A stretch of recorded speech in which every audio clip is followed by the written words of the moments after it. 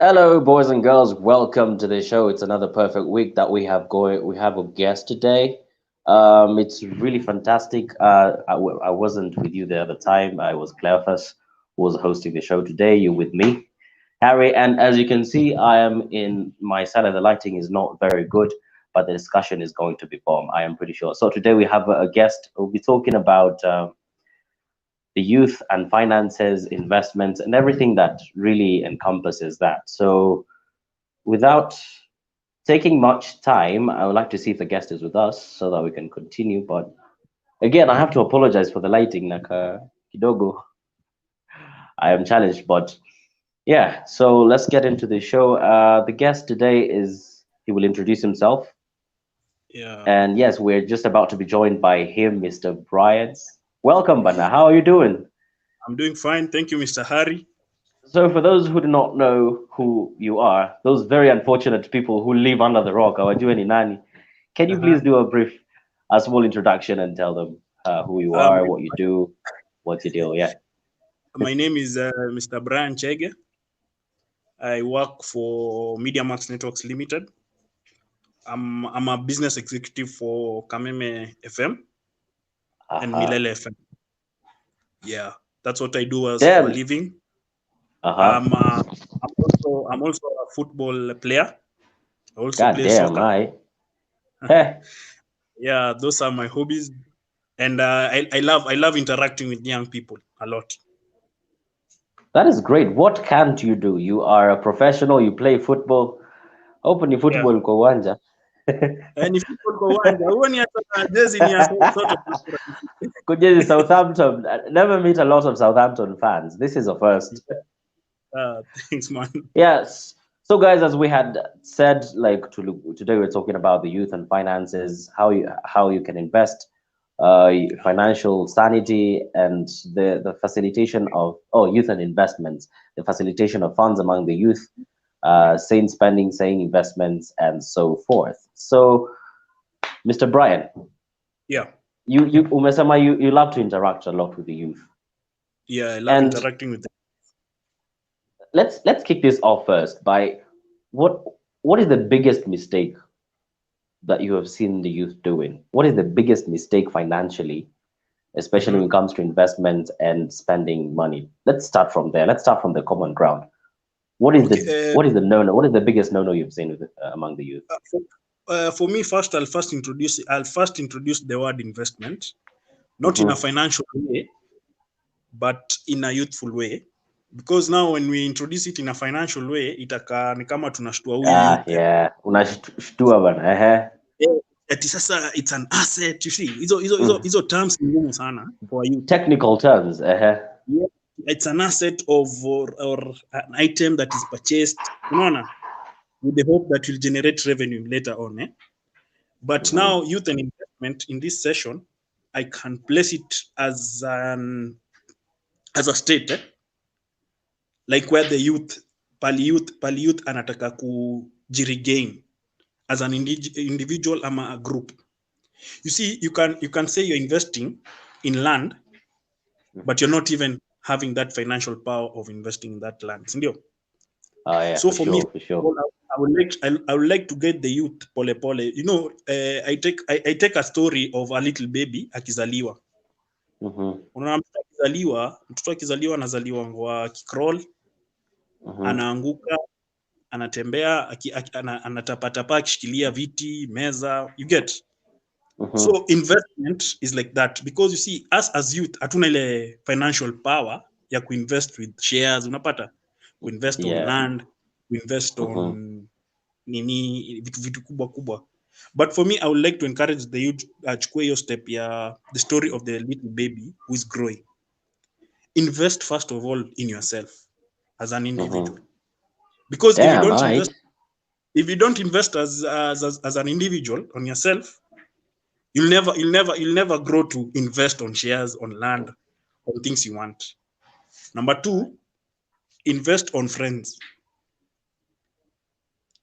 because if you have if if Friends. if you if you have let's say the bad company, Hmm. you won't either be productive or grow in a certain way Yeah, that definitely, people. for sure.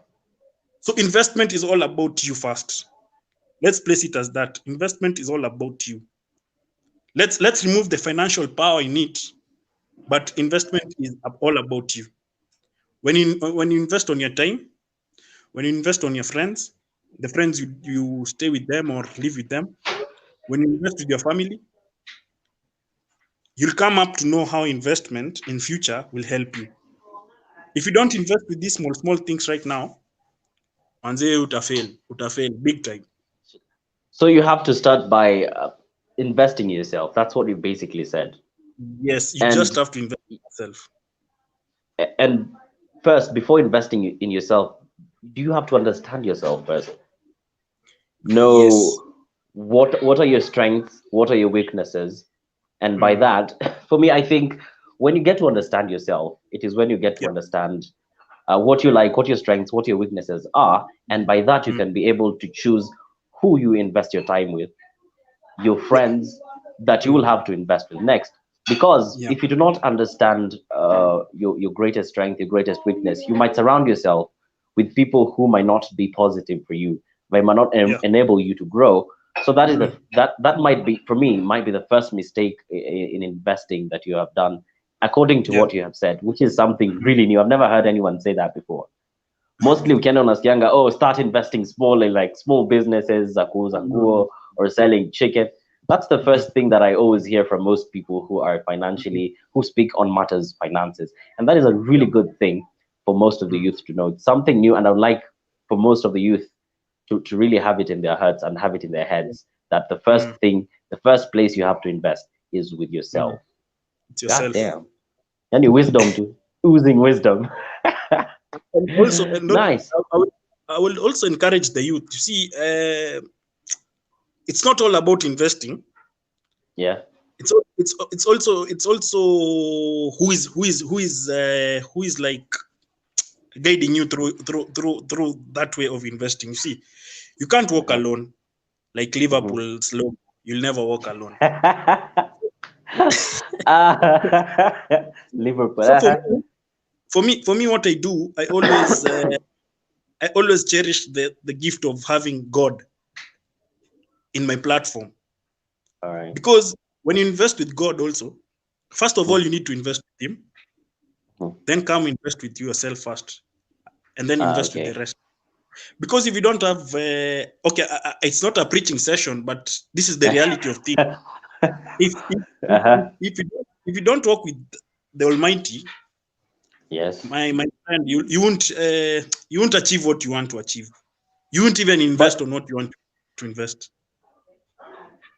that is, there's a point of inflection there, because Yeah. uh me, like, I have interacted, obviously in Campo you interact with a lot of people, and you come Mhm. across people from different backgrounds, different denominations, and some who do not have an affiliation. Right now, Mhm. Squeezy, there are lots of things going on, and you might find someone who's maybe an atheist or agnostic. So are you trying to say that without this basis of spiritual belonging, Christianity or whatever religion there is, it will be really difficult for a person to find a stronghold, a foothold Eh, in when they start investing? I know there are people who don't believe on the word. I know there are people who believe on themselves. But Uh-huh.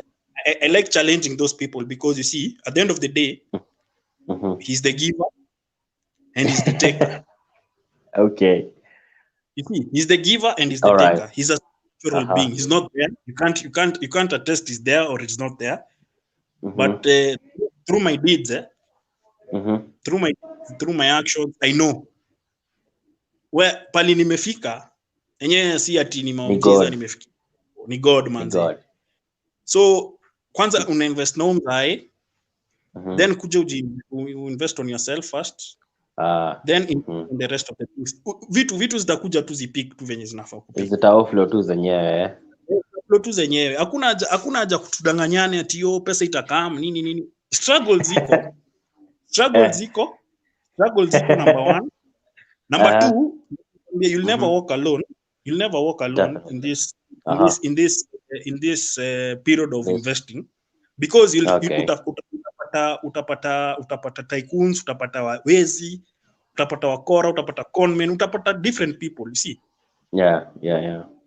Let's say let me give you a scenario. If I want to invest on let's say nimepata at least chums kidogo, I want to invest on let's say a land in Malindi. So nisikika advert mahali land inauzwa kitu kaa 60,000 Kenyan shillings. I want to invest on that land. I want to invest on that land. But manzi haujafanya due diligence yako kusio land, umeshaika 60,000 yako, pesa inapotea tu hivyo, unapata tu ni scam. You see, hizi ndio vitu utapata kwa njia when you're trying to invest on things and stuff. Yeah, definitely. So you have to have this god ule, hata ukiomba pesa yangu enyewe, hii pesa niekelea hapa, unajua kuna venye tu atakuguide tu mzee. Kuna kwanga na feelings, kuna kwanga tu na kitu inakwambia no Brian, this is not good, this is good, this is bad, this is okay. Absolutely. Hapana. Kuna kwanga tu na ka feeling tu unasikianga tu ikikwambia hivyo. So I think for investments it starts with Almighty God first, then you, then the rest follows. Then yourself, then the rest. Without him hatuwezi kuwa financially stable. Unapata? Ndio maana unapiga magoti. He's the giver and taker of all. Unapiga magoti chini, unaambia God manze hatuna do sahi. But mse unakula, unavaa, haujui vile unafanya, lakini unakula, unavaa, unalala, and the day goes on. I can base this question on you, manze. COVID hit my youth wengi sana, they don't have jobs, they don't have hakuna do, but manze you are eating, uko kwa shelter, yani umevaa nguo, lakini sasa unajiuliza kweli hiki kitu ni normal? Na venye tumesota hata credit matime unajiangalianga bana, like ni mimi nimesota hivi. But at the end of the day bado unadishi, bado kwa WhatsApp, bado kwa IG, bado kwa Facebook, unapata bado hapa tuna. So I think we have something hapo naweza sema tuko na mtu kwanza. There's a greater power. Yes, there is definitely a greater power, and that's something that you should most people should understand. Like you start centering yourself spiritually. You understand that you have a person, not a being that is looking after you, who's the propagator of everything. So first, it's your spiritual being, and then your well-being, and then your financial being. Onwards, can we talk about investments in terms financials, in terms of assets? Tuanze kidogo. Let's start small. Like I remember, like in my university where I was, I have seen a lot of my colleagues like trying to start something. They go and end up bank. Like there is what they go. Let's try this. They go to a bank, take a loan. Wanakuja, let's say they want to start a baking business. Ama kama ni demo wanataka kufungua boutique, ama wanataka kununua nail salon or a parlor or something. Ama wanataka kuuza kuku or mayai ama something small. And then I have seen most of these guys, wanaanza first 2 weeks the business is maybe high peak, ama in a peak, and then later it drops off. Like how is this supposed to be done? Inafaa kufanywa aje? People just go and take loans? What is the process? Because I have seen a lot of my friends getting burnt because how I do what to do. They go take this big money hukunje. It's not actually very big in terms of kiangalia the currency that is out there. They just take an amount of money, wanaenda, they start their small businesses. Maybe the businesses fail, ama they get too greedy. They're expecting returns mapema. As soon as they start investing, they're expecting returns. Ama pia wanaona hii pesa nimepata, I can just have this kidogo, nikate nusu nitumie, and then the other half maybe I can invest, which makes the businesses fail or something.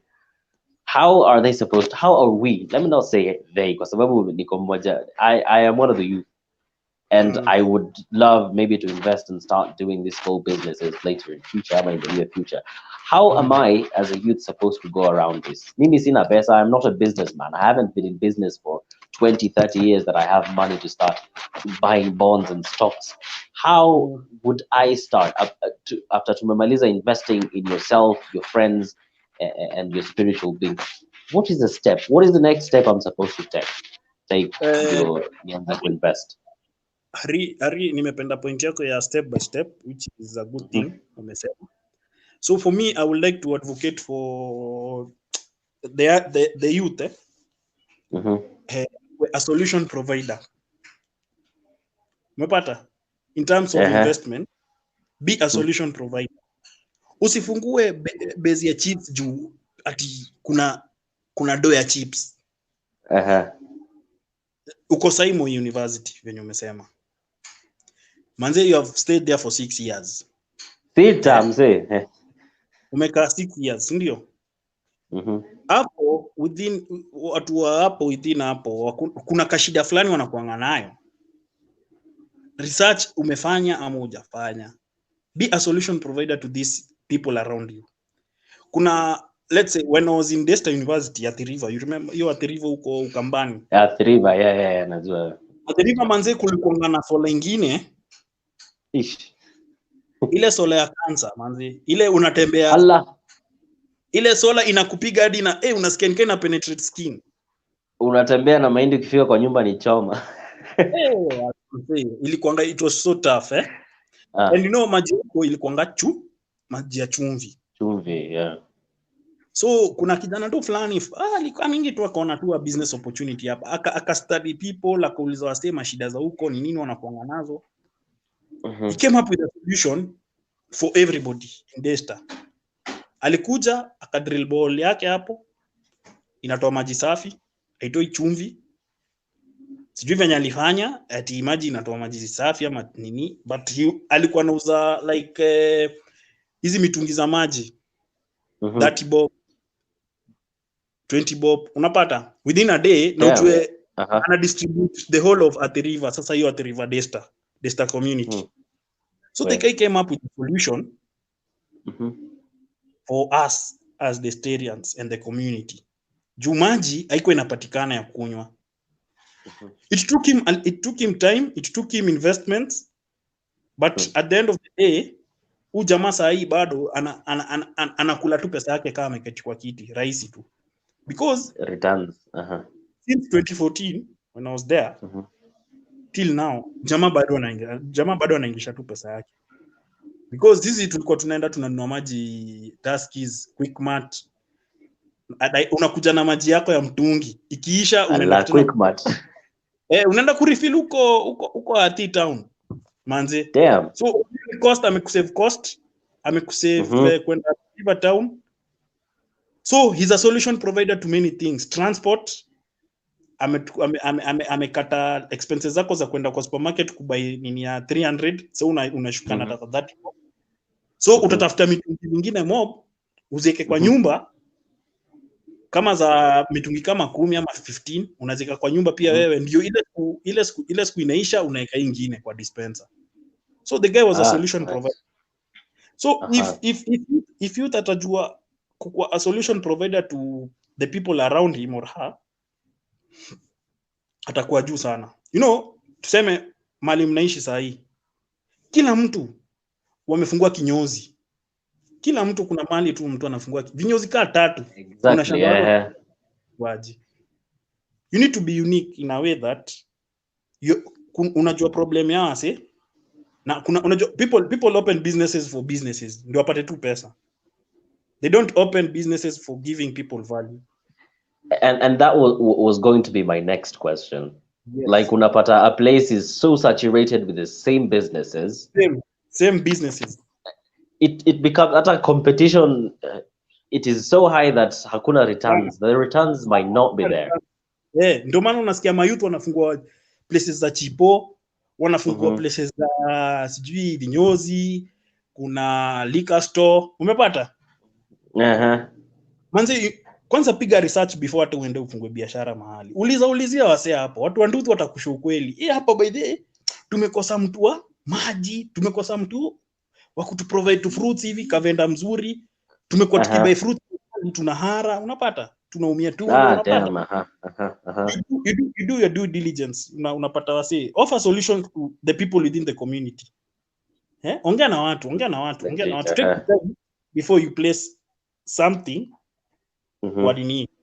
kwa nini within the vicinity, because ukiweka kitu utachomeka big time. Any business can flourish, but the solution you provide to any person within that area ndio itafanya upate ile pesa unataka.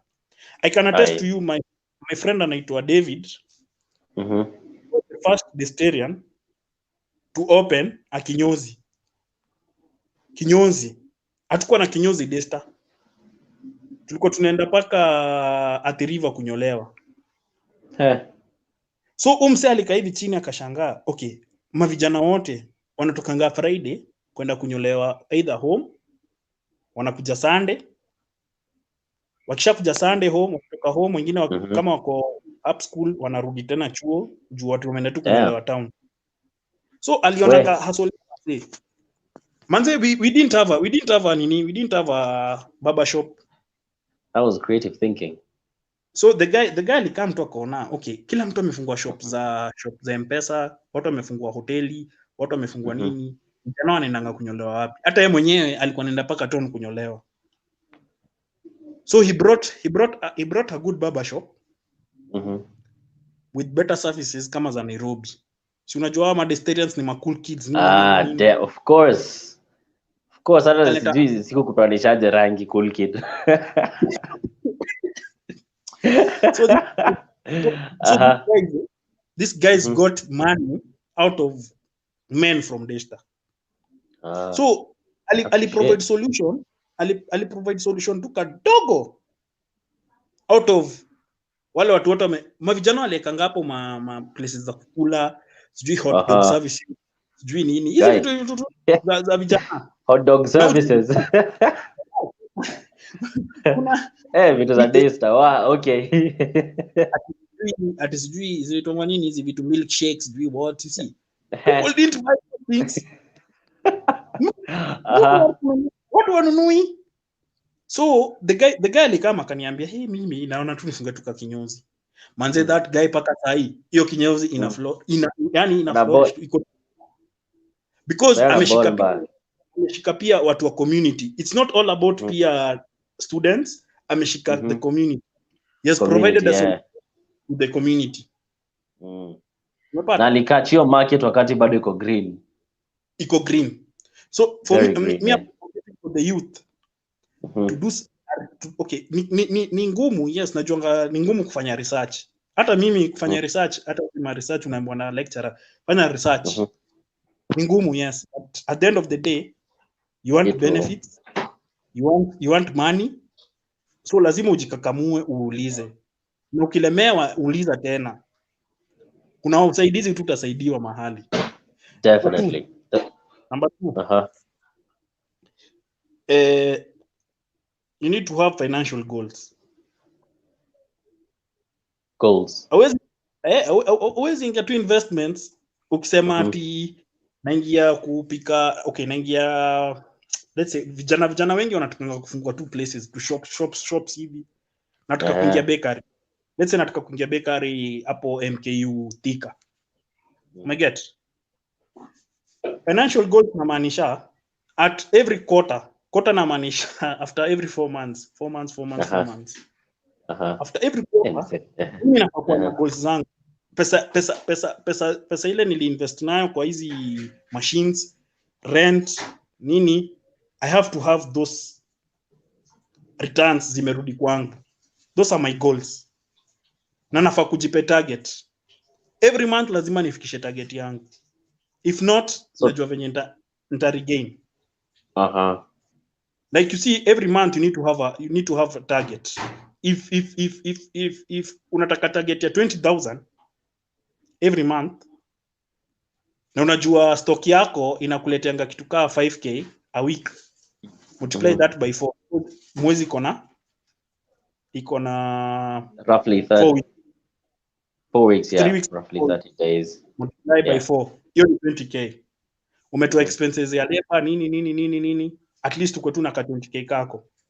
rent najua kutoka hapo nini unaona, but at least financial goal namaanisha ukuwe na target which you are able to achieve, because if you don't achieve that target manze utalipa hizi vitu zinaitwa liability, utazilipa rent sijui nini, sijui kwa na nini stima maji nini upate hapo umesubscribe sijui Netflix.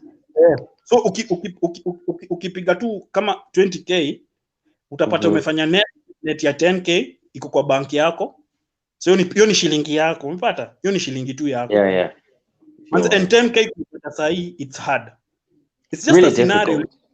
Yeah, it's just a scenario of just gaining kado fulani tu within a short period of time. So you just have to have financial goals. Hakuna ja kujidanganya ati hii pesa nitaiweka tu hivyo nini. Aya, number 3 venye umesema loans. Manze, you need to pay off debts. Hapo story ya loans. Very many people are taking loans. I want you to talk about loans extensively kwa sababu imewa watu wengi. Loans, taking loans, apps, sijui loans bank, loans sijui wapi, baka Shylocks. Mimi I take loans, sakata. Inafikanga mahali manze tukiwa hapo na Cleophas kwa ofisi hatuna fare nini. Inabidi. Inabaki nimechukua tu ka loan ka wiki 2 hivi. But take loans, usichukue loans za kwenda kukata maji, za kwenda sherehe, za kufanya vitu za ufala. Chukua loan ile itakuletea do yako back. Bas. And don't take sijui inaitwa unrealistic loans. Take realistic loans. Mimi kama kijana naweza kuadvise, chukua loan ile unaweza lipa. Manze vijana wamekuwa vijana. Okay, juzi I was talking to somebody. I have a client. You know Zenka? Unajua Zenka? Pardon? Zenka. Zenka app. Yeah. I have no idea what that is, but I presume ni ya kupatia watu loans. Zenka ni ya kupatia watu loans. So I was talking to this the client. The guy is like, tumelistwa vijana wengi sana CRB. So vijana ndio wengi kushinda hata wazai. Umege? Na yes, naelewa kwa nini vijana ni wengi, because hakuna hiyo do. Mimi nachukua loan, yes, sijakataa, but vijana naweza advise vijana, let's take realistic loans. Loans tunaweza lipa. Kama sasa hii naweza chukua loan ya 10k. So unapanga period, unaweza pewa hata period ya 1 month ama 2 months. Yeah, for sure. Within those 2 months at least fanya kitu, hiyo pesa umechukua irudishe tu pesa yako, irudishe tu pesa kwa. Ni kama venye tunaweza sema umeomba mzazi pesa. Yes. Umemwambia yeye ndio kurudishia do, alafu kose kumrudishia. Unajua atakunyamazia tu. Yeah, atakunyamazia. Ile siku tu arudisha. Zenka si mama yako. Stranger amekuwa platform ya do. Amekuwa kuchukua do, but sasa unamtenda pia, so ndo maana utalistiwa. CRB sasa ni shule. It has a lot of youths. 90% of the people unajua wako CRB. Si mbaya kukua kwa CRB, but you see also in future, I can attest to you, in future you'll have many deals to work with. Utakuwa unapewa mortgages za kujenga nyumba, kama unajenga nyumba, kama unataka kutengeneza manze na uko CRB juu ya 10k. Na sasa hiyo you're working with millions manze bana, 10,000. Unajua investors watakuona zile za like this guy man is crap. So let's take realistic loans for now. Yes, tuna mashida kama mayouth, hatuna do nini, but let's take realistic loans ambazo zinaweza lipa. Yeah, you can pay them back. Unaweza lipa. And Brian, just to cut you kiasi, I understand the point unasema, like, yeah, maybe there are financial difficulties. There are situations that are understood, like I have financial difficulties, maybe sina pesa ya kulipa this place rent ama school fees or such, but some of these shidas tunajiletea si wenyewe. Like, I can tie this to the first portion ulikuwa unasema. First, understand yourself, and then understand the people that you're going to be with, your friends, your closest friends, the niche that you have, and you cultivate. Invest in yourself, then invest in them. Now, most of the people, sorry to say this, but kuna watu wako na legit problems za kuchukua loan. Kuna watu wanataka kuinvest, the people who want to pay for other things, but others, they take loans because wanataka kuhappen. Because the friends are buying flashy J's, and they hawataki kuachwa nyuma. Ni ukweli, people go take loans, they can't pay them back, and in the end, these people that you're trying to hii kaliba ya watu unajaribu kujiforce into will just hurt you in the end. So it really ties into the first part that we talked about, whereby you invest in yourself and you invest in your friends. Because if you have a proper group of people that you invest yourself with, I don't think you'll have the pressure to go and take a loan just to buy viatu yenye itachapa in 1 year, or uende kubuy sijui system ama TV yenye you don't need if you can't afford it. But if you can, well and good, go buy it. But if you can't, now unajua, if you take this loan, there is, if you did not afford these shoes in the first place, hii loan utalipa aje? And ubewa loan, you will take maybe a loan of 10,000, utapewa maybe 8,000, na ukwambia urudishe 12,000. You're credited more like 12,000, which was unnecessary in the first place. So I think it's really important for people to remember, to understand that the first thing we talked about is investing in yourself and investing in your friends, closest friends. And if you get that nailed down, hiyo ndio foundation ya kwanza. Hiyo ndio foundation ya kuinvest sasa. Because you see, kusema tu kweli, hauwezi kuwa na marafiki mna happen from Monday to Monday, you expect kunini kuinvest. Manze, we go losses. Kuna watu tunananga losses. Kuna watu hata tununui manguo. Juu ya una invest ya biashara yako. Unaona? So if you want to be successful pia, you just have to sacrifice vitu zingine. Yeah, some sacrifices have to be made. Sacrifices need to be made.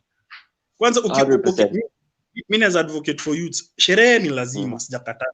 Lazima, hiyo ni lazima, ni part ya maisha. Sherehe lazima, either way, whether you like it or not. But you know, sherehe ikuliwangi from Monday to Monday. Bana. Sherehe ukulwa na season pia. So we need first to understand that, because if you want money, fight for money. Don't use it sana titumia pesa hiyo saying inasemanga tumia pesa ikutambue. Ama ikuzoe. Ikuzoe, tumia pesa ikuzoe. Tumia pesa ikuzoe. Ngori. So is ngori, you just have to be low kidogo. Okay, tutafika place mtakuwa mna pop champagne stuff. But vijana tujafika man, tunafaa kufika. Be humble. Yani be consistent with what you're doing. Pole tu tutafika. Mtoi nakwambia mali atafika, atembee. Hata kuwa nashikiliwa. Damn right. So what hizo points nimesema tutaendelea kama mavijana. But you see, mavijana pia wamekuwa distorted na information, wamekuwa distorted pia politicians venye wana act. By the sorry to say this, but Jubilee government has fucked up it has really fucked up. You're not sorry to say, it's the truth. They have fucked up big time. It has really messed the youths. But pia ma youths nafaa kuambia tu kweli, saa hii atuwatambui. Nobody is good. Yes, hakuna. Nobody is good. So for us, msichochwe na watu ati kutakuwa na pesa 2022, 2025, 2030. Us as you need to grow pamoja. Ukiona youth wako kwanza mahali ana depression, saidia huyo youth, because huo ndo mtu tunahitaji as the next president, as the next PM, as the next employer of Media Max. Mpata? as the next CEO wa Safaricom. Hawa sio wataka. Ni sisi ndo tunakama. Exactly. So if youths watakuja kuona hiyo point ya kuwa focused peke yao na maisha yao, grow sana. Tusichochwe, expectations na wasi. Definitely. The point Palituko as a country right now is credited to the generations before us. As the generations before us. Now, we're the ones to take up the mantle. We should learn from their mistakes. Right now, like, I don't believe there's a period, there's a generation that has had so much information explosion kama sisi. If you want to get information, it is hapa, it's on your fingertips. There's so much information that we're supposed to cross the borders, cross the lines, cross the borders that have been set there before by our previous generations. There's some places they did right, and lots of places they went wrong. So tunafaa ku learn from that. Ndio maana nikisikianga siku hizi ya youth lean towards a political affiliations, ukimuuliza like, what is the manifesto of this guy? Hajui. I'm like, no, you act like a generation yenye imepitwa na wakati. This is not us. We should be better. We're talking about youth and investment. Even they have not even invested on us. They have not invested on us. They haven't. We should invest in ourselves. Yes. We need to invest on ourselves. Grow. Mnajigroisha. Sasa ndo nimesema, you invest on your friends pia, because you can't walk alone. We can have a revolution of youth. You know, youth wanaweza change nchi, because kwanza sisi ndo tumeshikilia kura nyingi. 100%. We won't go and vote. We're investing on our future. You see, that's the power. Because now, Harry, I can attest to you, youth wengi wamevutwa kazi. A lot. Wasi wamepewa leave, zinakaaji, unpaid leave. Unpaid leave, mandatory unpaid leaves. So, na wale watu wako kwa kiti ni watu wazee, hana nguvu. Bana, I'm like, how are 40% of the population occupying 90% of the places? Alafu wanasema that we're the future of the country, and yet right now tumekuwa future tangu sijui lini. It is very sad to see that dockets that are supposed to have young energetic people, they are redundant because watu wako hapo, they are the old generation. Sorry to say, they're the older generation, and once the youth realize the power that they have, we have as a collective. Once we realize, like, damn, we have the power to vote. We are the majority. Like, the largest percentage of Kenya are youths. Ukiangalia, the mean age of Kenya ni about 18, 19 point something years. That is the largest percentage of Kenya. Na sisi ndo tunachukuliwangwa, twende tufanye nini, tupigane mawe. No, imefika time sasa. Mnafunikwa na sijui thao. Mnafunikwa na thao, and then you just go throwing stones. Imefika mahali pia sisi tumesema no. If there are no jobs for youths, because you see, if you don't have something, you don't have capital or catchy money, you can't invest on that customer shop you want to weka. No. Exactly. So us, ndo maana nimesema, it starts with you, then your friends. Okay. Because ukishikana na watu, a group of people, unity is strength. Okay, 100%. Usiwahi tembea peke yako, Ari. Hata wewe kwa maisha yako usiwahi tembea peke yako kama kuna watu wanaweza kusaidia. You can never walk alone. You can never walk alone. Hiyo ndio concept tunataka pia watu. Definitely. Mr. Brian, I would like to introduce like 3 things. Zenye zimenyuma sana. I've seen this tango first year. These 3 things I want you to talk about. What your take is and what you would advise the youth. The first thing is MLMs. You know what MLM is? Multi-level marketing. Yes. Kina sijui walikuwa ito public likes.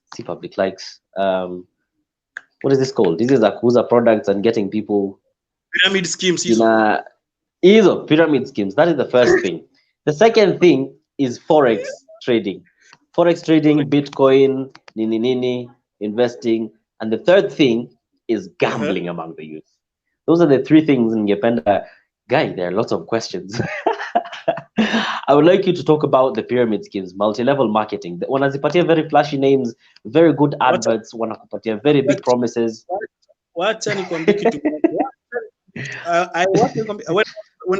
When I was in Delta that year, manze mimi kuna nilipigia simu nitoke Athiriva. Ndio sisi ma youth kwanza kuchoma fare. Kitu mbaya ni youth kuchoma fare kwenda kwa vitu apendi.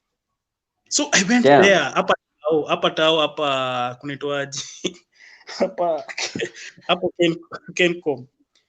So these guys were that thing ya ati unauza products, juu unapata nini? It's a monetary something, si ndio? Unauza products nyingi nini unauza products nyingi. So for me, I always tell youths siko ubaya. Hakuna kitu rahisi hii dunia. Hakuna kitu rahisi hii dunia. Usiingie vitu kama hizo, because you see jasho yako ndio bidii yako. I can say heri ukue sweeper, unalipa pesa yako na pesa yako, than kwenda kudanganya wase ati products fulani ukiuzia msee sijui nakupe nini, then unaingisha msee hivyo. It's a monetary. GNLD sijui nini. Oh my god, I have a lot of friends when walivurutwa na hiyo. Alikuwa anauza ma GNLD. Msee alienda let's say tunaenda kwa Hari kuuza. So msee alikuwa na ma pimples. Sasa anaenda nauza GNLD, anasema I know where you're going with this. Kununua nini? Nasikia client akamwambiaje? Na mbona wewe utumii na wewe mbona utumii na god damn. Alitoka GNL unauza kitu haiko. Wewe hata mwenyewe you don't believe in the product that you're selling. And you see these guys, unaona sio hizi vitu, they manipulated with those guys. Sijui cars, sijui crowd one, sijui one movement. But crowd one sijui nini. Vijana tupige kazi, vijana tupige hustle. Vijana tupige hustle. Hustle na maanisha clean money, dirty hands. Umepata Kenya nimesema? 100%. Chafuka.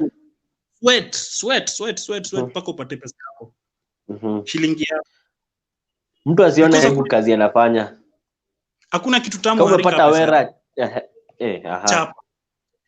I can advocate hizo vitu tuache. Hakuna haja tudanganyane, because if you can see it's a monetary system where when Brian Hari ata earn kidogo, mwingine ata earn kidogo, then the company itself inachukua the share.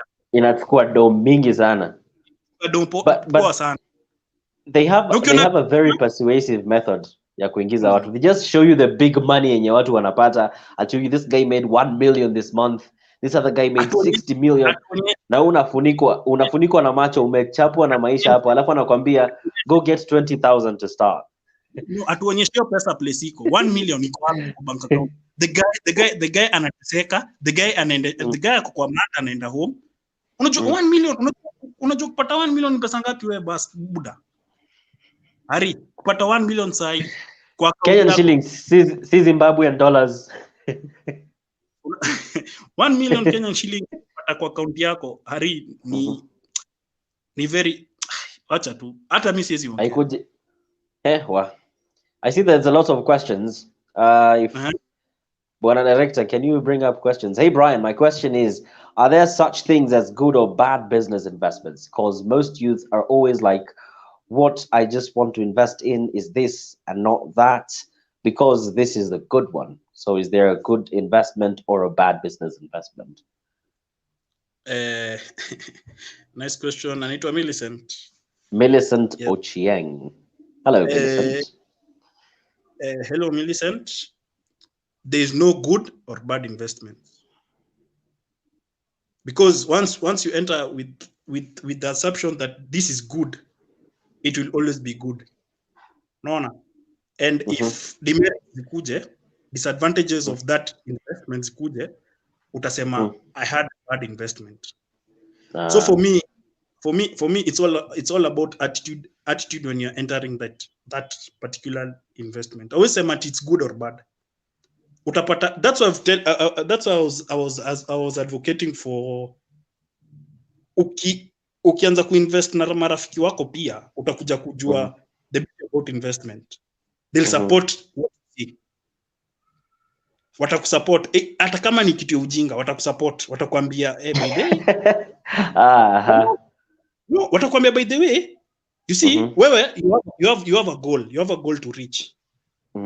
Kama mimi nataka kufungua kinyozi mahali, hiyo kinyozi lazima nitafungua because ni mimi as an individual, I want to invest on it. But niko na marafiki, lazima niende niulize unaonaje, iko aje. Yes, you'll get bad or good responses. At the end of the day, I told you, you need to invest also on yourself, because friends wako watakuwa hapo either kukudemoralize ama kukupe moral. Na mimi naambianga mtu akikudemoralize ndio inafaa kukupe nguvu ya kuendelea na biashara yako.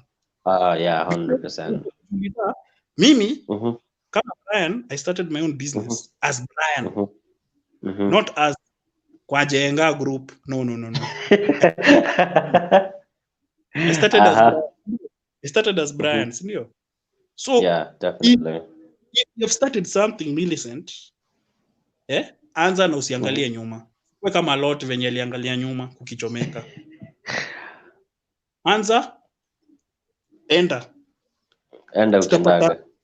utapata obstacles mbele. But mimi naambianga mtu obstacles inafaa kupandisha. Ukianguka, amka jipanguze, tembea tena. Jipanguze. It's a learning lesson.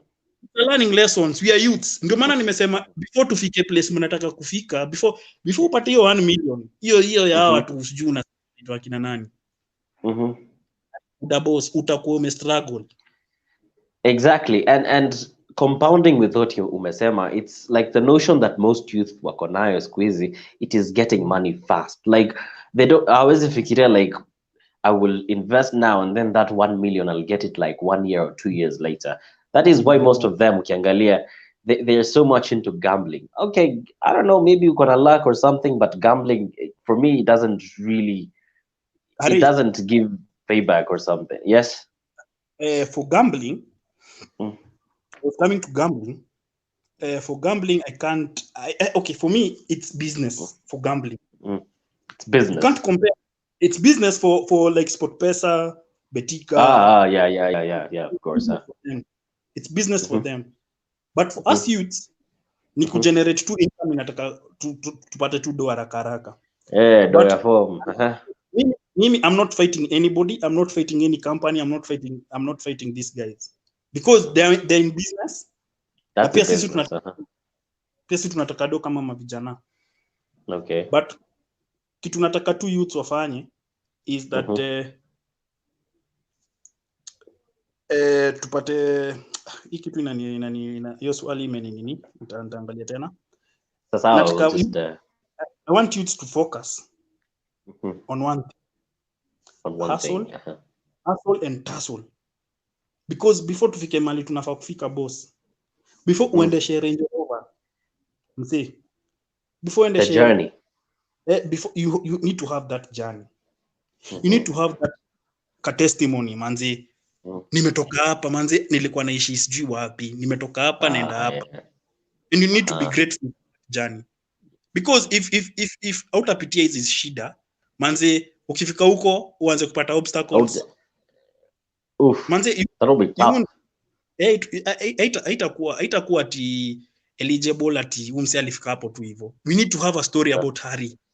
We need to have a story about Millicent. We need to have we need to have a story about anitwaji Grace Don Cleophas. That story. Hata mwenye alianzisha hii YouTube channel. Manze, here's a story on it. Story, yes, it is story. This is an investment. This is time. Yeah. So for us as youths, we need to take it positively, growth positive, failures positively, because investment is that. Yes. Hata demi ari una investia time, because unaanga tu dem Bana. anasema oh, you don't appreciate me or nini. No, Time, mwambie energy, money. energy, Invest. luku unaona. Sasa upige luku bwana. Any investment. Alafu sorry, acha nikukate kidogo. We have talked a lot about investment. Kuna swali here near Don. I'll tell him to pull it up, the moderator. Hello guys, can you please give me a simple simple steps of borrowing and investing successfully for a common youth fresh from university or high school? Okay. And before we answer, I would also I will ask him to pull it back again in case he could. I would also like to add this. Like, we have talked a lot about investment financially. What about investment in talent? Like, I'm artistic, I'm an artist, I can do this. What about that? Something that you've been given naturally. How can we invest in this? Like, ukiunganisha with that question of how to invest, maybe you're fresh out of college, university, or you're fresh out of high school. Okay, hii ni Daniel. Kwanza jibu Daniel, then I come back to you about. Yeah, jibu Daniel, yeah.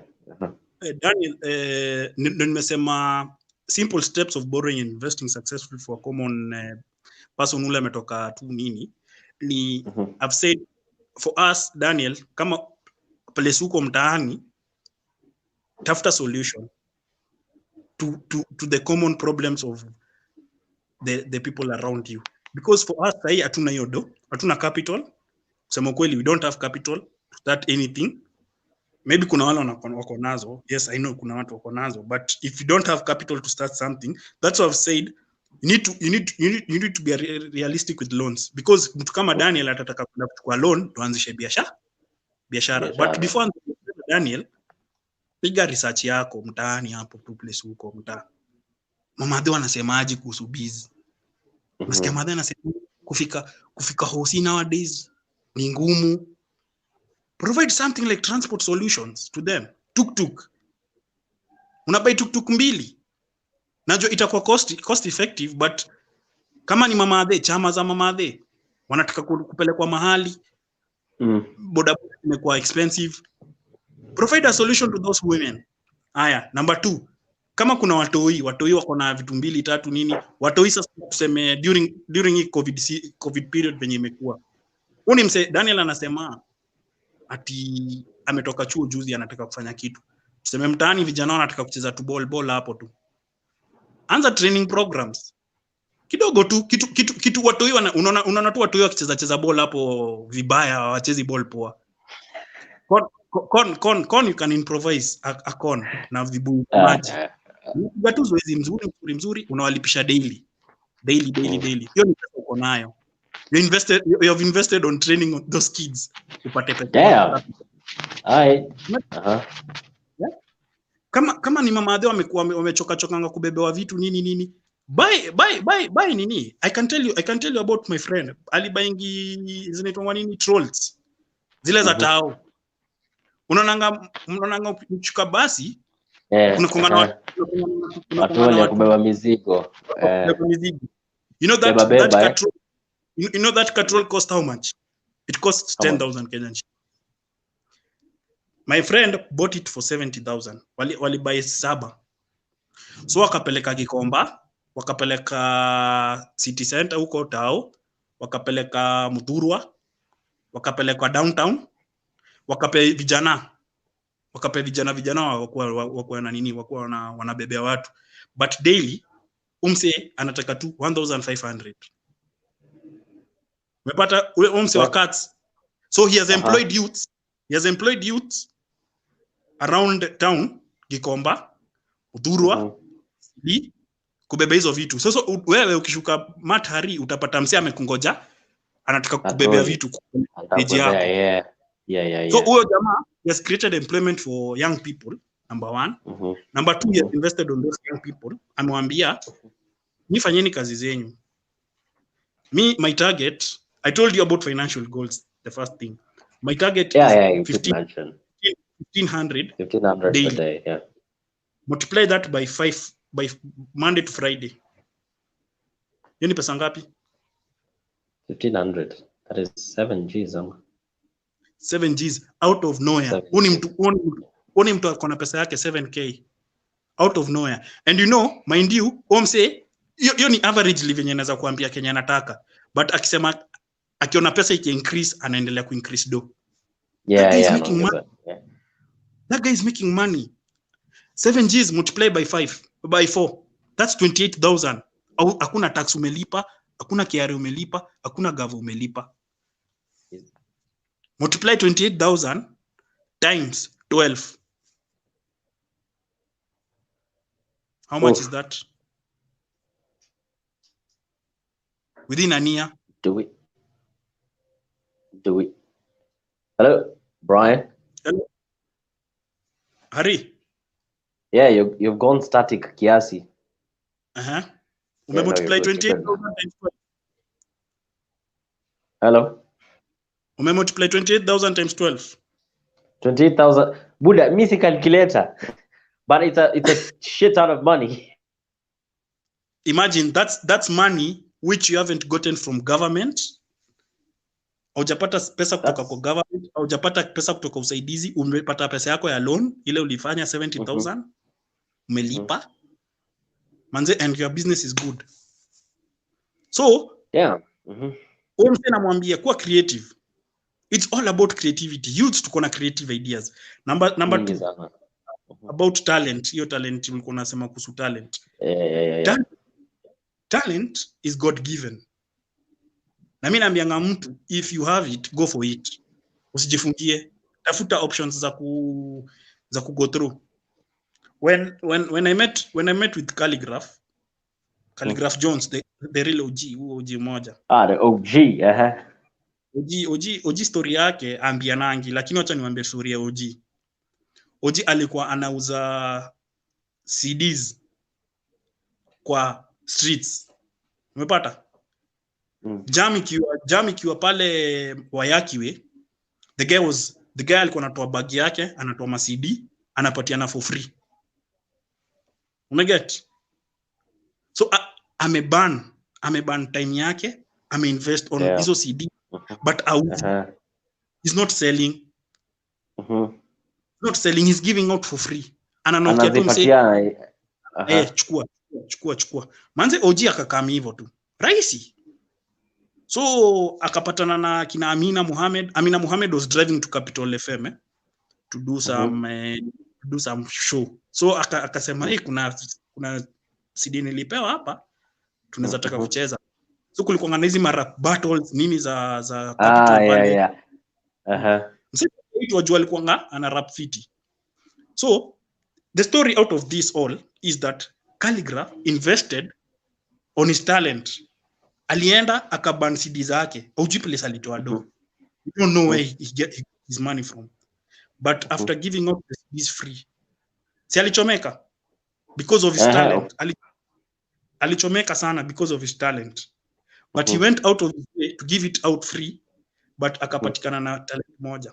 Na mse mmoja. Out of 100 people, kuna mtu mmoja alimpata. Unaona Hari, out of 100 people, mmoja alimpata. One person. Aligrind hadi akapatikana na that one person. Out of his way, kupata vile anataka kufanya. So if you have talent, kama ni soka, endelea tu na zoezi. Piga ball ni kama unapiga. Kama wewe ni dem, piga kama wewe ni dem, piga yako. Endelea kujiuza. And also don't forget to invest with God. Because exactly. See, if you don't invest with God, pia God hatakubariki. Nice. I think we have another question. Last question is, why is it that agricultural investments are failing, yet it seems more viable from the scratch? You can finish and you'll nasema, and then you can tackle this question. So Daniel Locha nitakuja kujibu hiyo.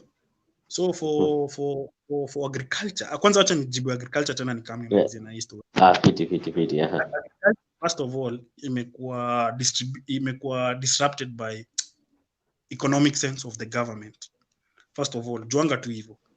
Tukiangalia coffee, watu wameiba. Watu wameiba. So wakulima wamechoka. That's the first thing you need to know. Hata ukiibiwa Hari utachoka. Kachoka. Nimeibiwa. Nimeibiwa mara mingi na nimechoka. Unapalilia, unapanda, umeinvest na nini fertilizer zako, ukienda soko kila mtu analia. Hakuna do, nini. So unaona, ndio maana nimeambia Daniel, invest na pale unaona saa hii kuna solution unaprovide watu. Si place watu wanaenda kulia tena. Invest na place kuna watu, place kuna kashida. Yes, sai shida ya agriculture ni funds, hakuna do. Watu wanaibiana. Fertilizers bei zimefikaje? Seeds bei. Why? Gava imeingilia.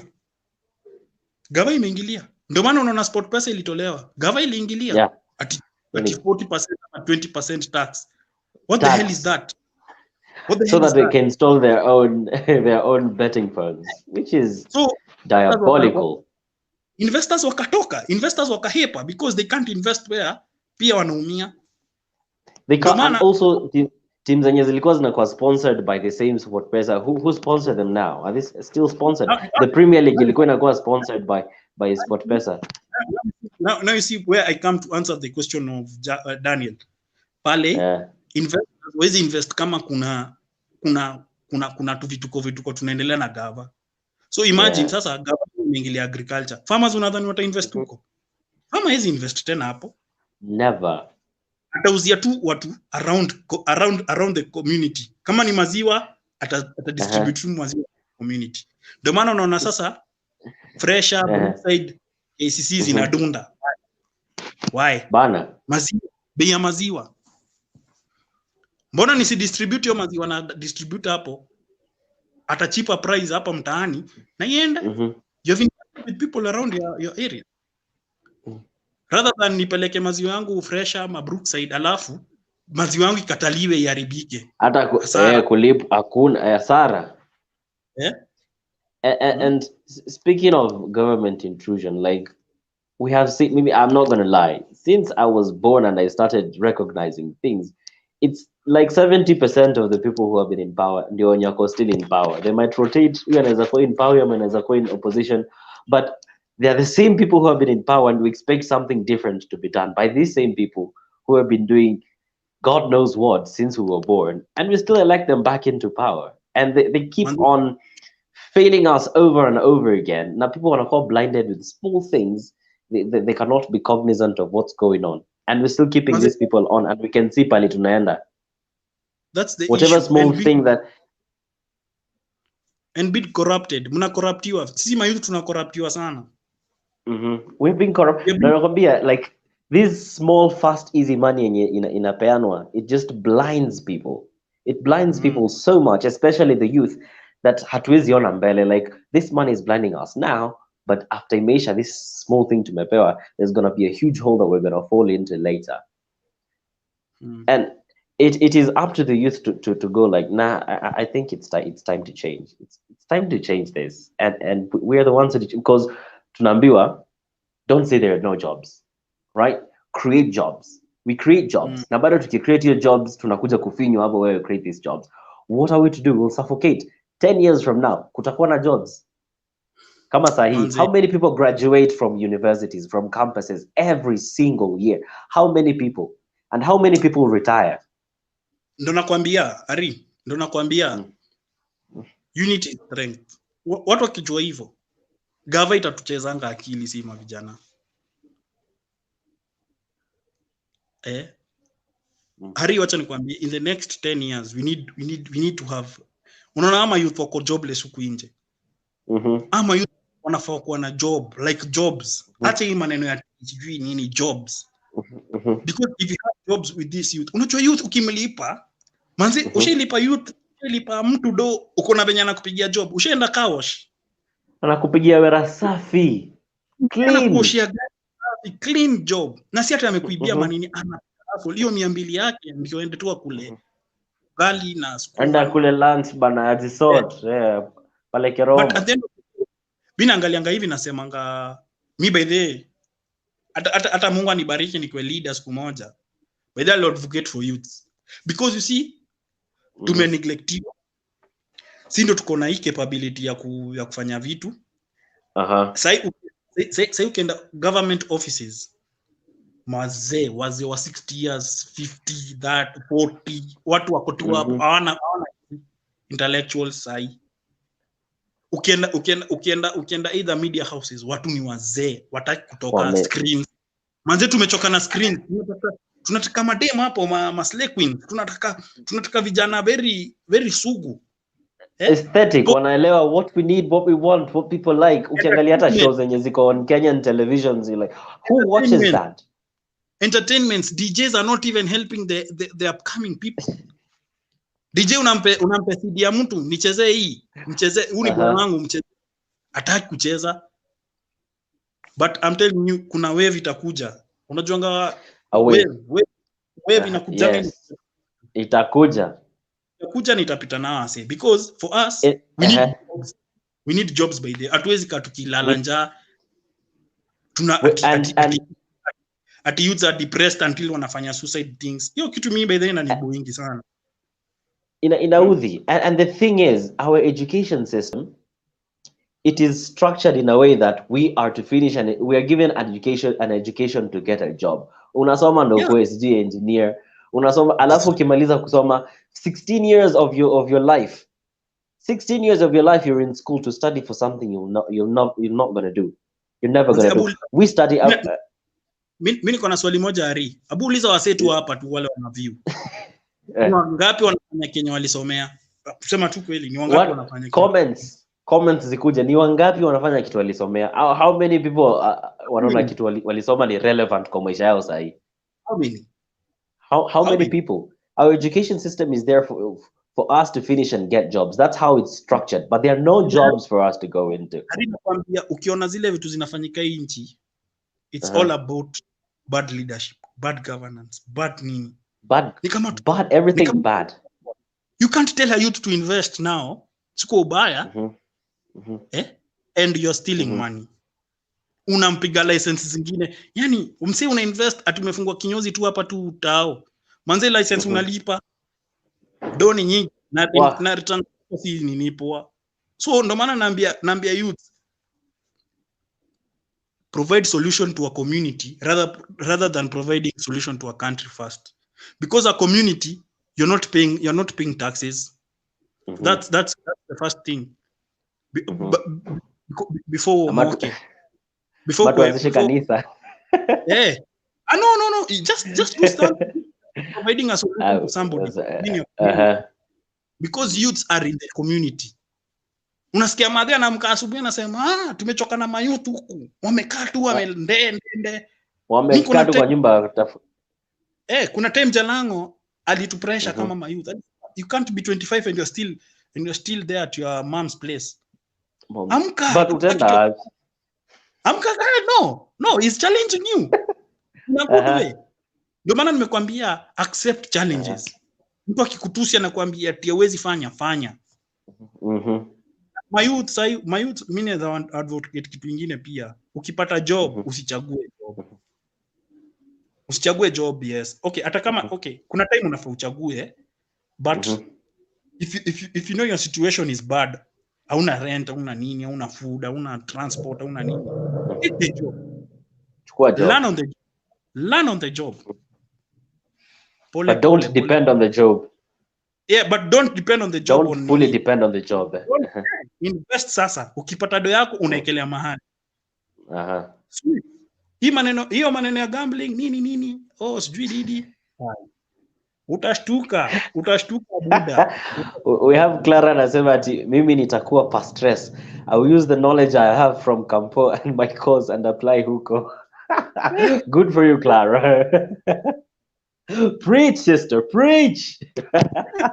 Oh, Clara. But if there's one thing I will say, with enough frustration and with enough recognition of the environment around us, a revolution is bound to come. With enough frustration and enough recognition of what is around us and what we're capable of, a revolution is bound to happen. Very true. Very, very true. Alafu? Yeah, kuna kitu nataka kuadisia before naona time imesonga. Imesonga. 1 hour, I'm saying.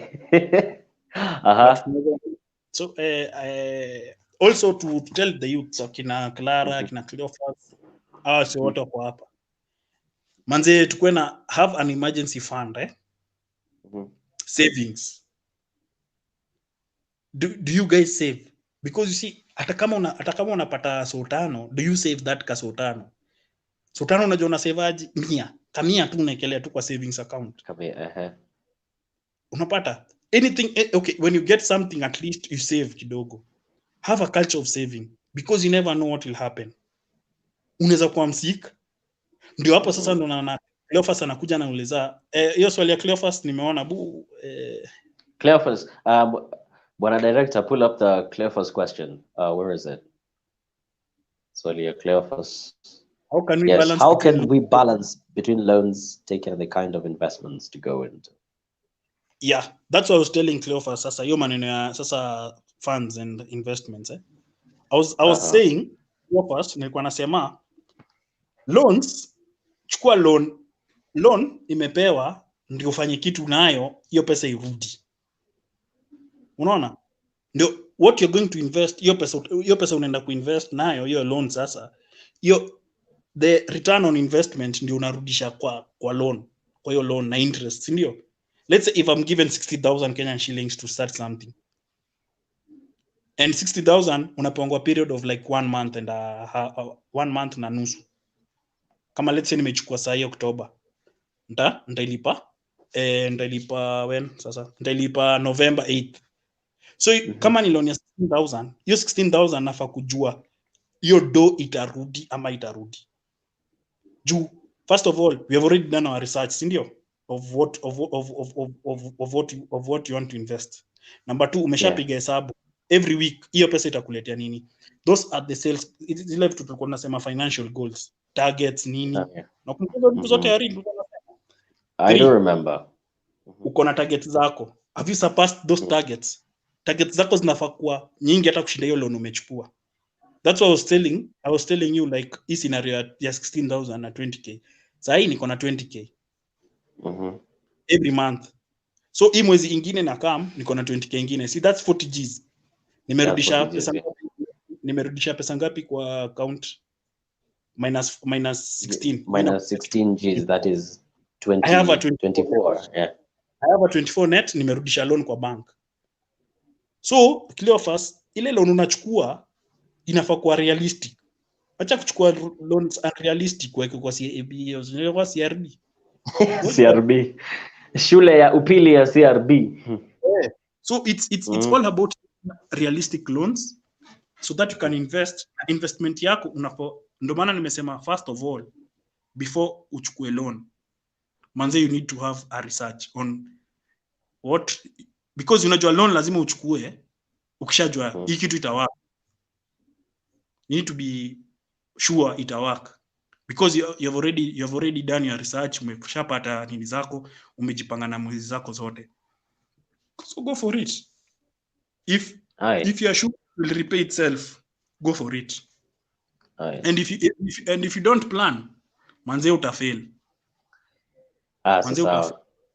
Investments inafaa ukuwe na a lot of, naweza semaji, a lot of critical thinking. Ni lazima. How can we plan for okay, true. Cleophas, pia mimi ni mtu sherehe, siwezi kata. Mimi napenda sherehe. Lakini youth kitu nilikuja ku note, because most of my time I spend with watu wamekoma. I like sitting down with wazee. Wanaonyesha njia hivi ndio nyinyi vijana mnakaanga, mnakata kufanya kazi hivi ndio mnafanya sisi. You like the best so mimi kitu niliambiwa na hours nakanga nao kwa bars nini, tunakaa tunaongea. Hours waliniambia kitu moja, youth first of all amtakangi kuchoka.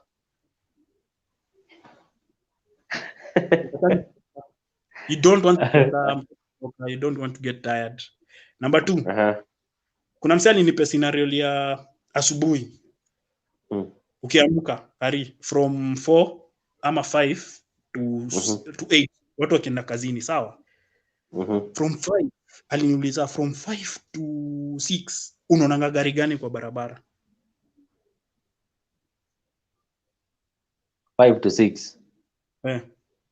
Ina depend na mahali unaishi mzee. Hapana. Mimi naonanga mat. Naonanga mat. Unaonanga mat wewe? Mimi naonanga mat 5 to 6 barabara. 5 to 6 barabara unaonanga Prado, Range Rover, S-Class Benz. Umepata? High end vehicles, ndio? Haya, from 6 to 7. From 6 to 7 utapata mat, utapata Vitz, utapata nini ziko kwa jam. Problem boxes. Utapata ziko kwa jam. Watu wa Nduthi tuko kwa jam. Tuna race against time kufika ofisi. Umepata? So your CEO ama your boss ameshafika kwa ofisi, amekutengenezea schedule yako penye utamfanyia kazi. Umeget Kenya na kushow? Na get. Yeye akitoka 10 una complain unasema, boss wetu ananitiaji, nini. Amesha plan siku yake. Yeye ende swimming huku Muthaiga ama ende Didi. Mama donge tu wataenda swimming, golf, anaposta golf unamhate. First of all, this guy amenishow the reason of him waking up in the morning. First of all, he has his own company. He has invested on you. Amekuemploy. So he'll have yeye mwenyewe ataraukia kazi yake. And awapangie siku zenyu venye mtakuwa mnafanya kazi. Kama we Hari utakuwa unafanya voiceovers, kama mimi Brian nitakuwa nafanya nini. By 10 mimi niko lunch ama niko jacuzzi zangu, nimeenda tu massaging pala, nimeenda kinyozi, nimeenda golf. That's the type of people you are talking about. Akina au CEO wakubwa. They don't have meetings. Hakunanga meetings past 12. Umepata? So this guy has already prepared. I get. Amenipe mentality ya lazima you wake up for that thing you want to achieve. Ndio watu wakufanyia kazi, pesa yako irudi. You see, he has invested on you, amekulipa 20,000 but returns zake ni net ya 20 million. Yeah. Bro, that's now the investment I'm telling you about. Our guy wanakaa now. Investment. So they have already invested with you guys to give them returns. So mimi nikasema mbona nisichukulie biashara yangu as that, nikuwe serious na biashara yangu, nikuwe naendelea kufuatilia biashara zangu. Kama ni kinyozi niko nayo, fuatilia to the latter.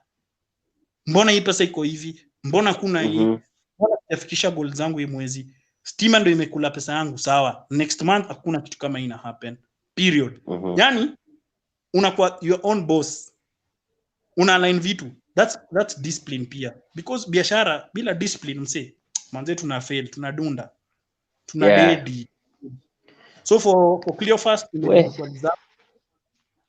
for anaitwa nani ule jamaa umesho jina, sijui mbona zinanitoka. Don ama. Si Don, kuna boy fulani aliuliza swali. So kama kuna swali zingine naweza jibu. Hi man, I think we should plan another one like this kwa sababu time is so far gone. Watu wamechoka wanataka kukula. Any parting shots? This has been fire. We should definitely plan another one like this. Ama ni agency. Yeah. We need to plan another one. Yeah, so any parting shots za kusaidia our fellow youth, the youth hapa nje? Naweza waambia kitu moja. My youth yenyewe it's not easy and it's not hard. It's not easy and it's not hard to achieve what you want to achieve. It's all about you. Inaanza na wewe. You as Brian, you as Hari, you as Clara, you as Cleophas, you as Don. It starts with you mentally, physically and spiritually. Hivyo tu ukishajua hiyo mantle ya kujihusia wewe mwenyewe and focus with you. Bro, na God. Msisahau God.